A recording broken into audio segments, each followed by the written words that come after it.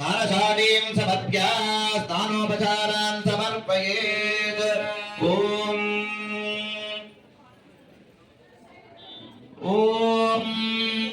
त्रीणि पदाविचक्रमे विष्णुर्गोपालाभ्यः हरि गोविन्द गोकुलनन्दन गोविन्द गोविन्द हरि गोविन्द गोकुलनन्दन गोविन्द अभिषेकप्रिय गोविन्द आसनहारण गोविन्द रत्नगिरीला गोविन्द गोविन्द स्वयं प्रकाश गोविन्द आसित वर्षक गोविन्द नित्य सुमार्गन ఉత్సవాన్ని ఇక్కడ మనం ఆచరించుకుంటూ ఉన్నాము. ఈ సహస్ర కలశాభిషేకము మరి ఎందుకు మనం ఆచరిస్తూ ఉన్నాము, ఈ విషయాన్ని మనం అందరం కూడా తెలుసుకునేటువంటి ప్రయత్నాన్ని చేద్దాం. ఈ కలశాభిషేకాలు మనకి 9 రకాలుగా ఉన్నాయట. కాబట్టి ఇటువంటి 9 రకాలైనటువంటి కలశాభిషేకాల్లో ఉత్తమమైనటువంటి కలశాభిషేకము 1000 కలశములతో చేసేటటువంటి అభిషేకము ఉత్తమమైనటువంటి కలశాభిషేకం. కాబట్టి అటువంటి ఉత్తమమైనటువంటి కలశాభిషేకాన్ని ఇప్పుడు మనందరం కూడా ఇక్కడ దర్శిస్తూ ఉన్నాం. ఎప్పుడైనా సరే తెలిసి తెలియక ఆలయంలో చిన్న చితక దోషాలు ఏమైనా జరిగితే ఆ దోషాలన్నీ పోవటానికి ఈ కలశాభిషేకం చేయడం వల్ల స్వామి యొక్క విగ్రహానికి పవిత్రత ఏర్పడుతుందట. అలాగే స్వామికి ఉండేటటువంటి యంత్రానికి బలం చేకూరుతుందట ఈ యొక్క 1000 కలశముల యొక్క అభిషేకం చేయడం వల్ల. కాబట్టి ఆ స్వామిని మరి మనందరం కూడా ఇటువంటి అభిషేక మహోత్సవంలో ఏమని కోరుకుందాం, ఏమని కోరుకుంటామండి మనందరం కూడా? అమ్మా అందరూ కూడా ఇక్కడ కూర్చోండి, మండపంలో చక్కగా అందరూ కూడా మీ స్థానంలో కూర్చొని అభిషేకోత్సవాన్ని మీరందరూ కూడా దర్శిస్తూ ఉండండి. అభిషేకం జరిగేంతసేపు కూడా అందరూ కూడా గోవింద నామాన్ని చెబుతూ గోవింద గోవింద అనుకుంటూ ఈ యొక్క అభిషేకం